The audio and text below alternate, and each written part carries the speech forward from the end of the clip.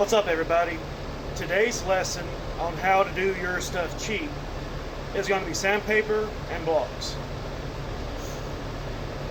When you're sanding something, it doesn't matter if it's a door, a house, a car, you're trying to make it as flat and as smooth as possible. The way you do that is by using some sort of block. Now, block is a very blanket term. A block can be anything from a paint stick, two paint sticks taped together. For many, many years before I bought a real block, this is what I used.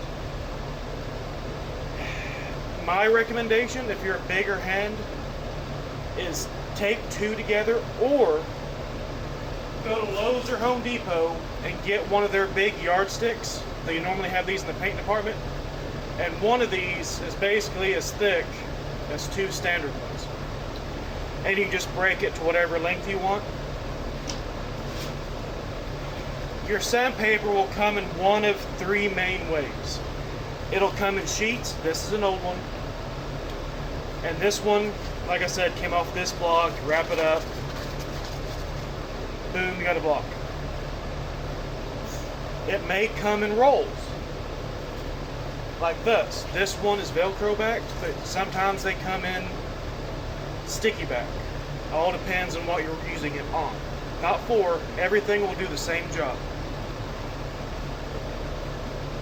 Or you'll have individual cut sheets like these DA pieces. Also, these come in Velcro and sticky. This one's Velcro. They actually make Big Kid Blocks actually makes a block designed just for these. It looks like a cookie jar lid. In fact, it's called the cookie jar lid block. It essentially, I'm going to make a mess, looks like that. So you can grab it and use it. Now, as far as blocks, like I said, you can do amazing things with a paint paddle, because it will bend just enough, but yet is flat. When you're taping this up, if this is the route you go, my recommendation to you is not wrap it this way, because then you will have bumps in it. Wrap it this way, that way, longitudinally, I think I made that word up, there won't be any lines. The next step up as far as price will be if you go on Amazon or even the TikTok shop for that matter, you can buy Durablocks. These are really good. The only issue with these is most of these are designed for sticky back paper, which is fine, but it'll eventually start to deteriorate the rubber. These are pretty stiff, but you can buy them softer for contours or whatnot. These are K-Blocks. I got these off Amazon. They do well,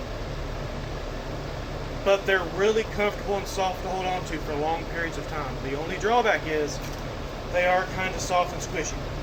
So they're good for cutting, but remember, if you're using them, hold it out the edge. That way it's not bending in the middle. Now, I like linear blocking tools. I actually bought these used. I need to buy new ones. And these come from this one, which is about 1 foot long, all the way to this one, which is belt line to head on me, and I'm 6'3". So it's a pretty good sized block. The perk of these is these pie cuts. They are glued onto a piece of poly, so it is stiff, but it will bend. But they also make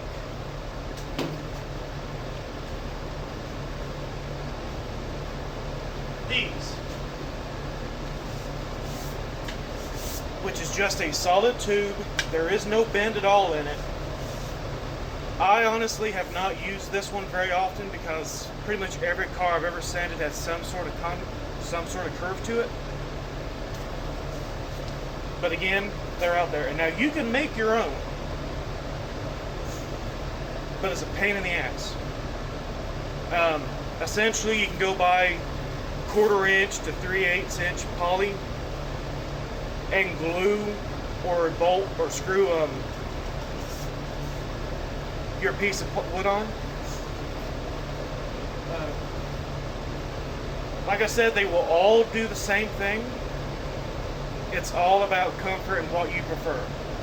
I personally like the Big Kid blocks. I'm sorry, the linear blocks. Big Kid makes good blocks too. I just don't have any of them because it's easier to hold on to for a complete car. This one was sticky, and I made it Velcro.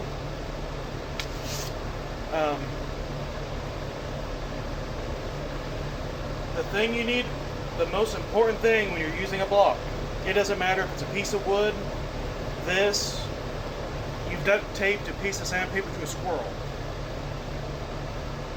is when you're using it, do not apply a ton of pressure. Just let the paper do the work. Now, if you watched yesterday's episode, you saw where I guide coated the side of this car. All this has been sanded. I've not done that yet. But the reason you do that is because of stuff like that. Let me get where the light can get it. That's a dent. And those are low spots or dents. If you had just left this thing, see, the door came out perfect. Except for that little spot right there. Now, something I did not tell you yesterday, and I feel like an idiot. Before I went through and bought the blocks, we never used fancy blocks or guide coat or anything like that. You can get away with using spray paint. When you're doing it this way, I've heard a lot of old timers call it peppering because that's what it looks like. It looks like pepper. And you're going to be kind of far away from it, and you're just going to dust it.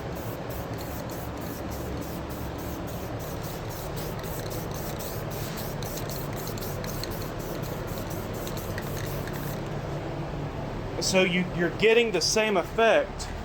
The only drawback to this way, a lot of times I will paint the door jambs before I sand and paint the outside of the car. Sometimes you'll get overspray of this in the door jambs, which is a pain. Or also if that happens, WD-40 takes it right off.